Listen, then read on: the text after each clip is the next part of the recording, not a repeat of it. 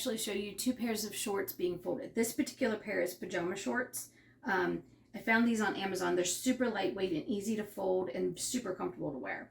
So you're going to want to fold it with the front inside, and you can tell that by this one has a little tie in the front. So you're going to fold that in half and then lay it out. Now these are really easy to fold because I can grab the leg holes at the bottom and just kind of pull them to the sides, and they lay flat perfectly.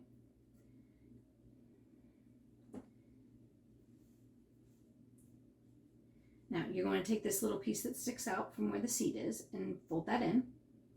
Then you fold it up once, grab it, and flip it, and then fold it up twice, and they stack really neatly. The second pair I have is just a regular pair of shorts with the zipper and button in the front. So they're a little bit bulkier, but you're going to do the same where you fold it with the front inside. Lay it flat.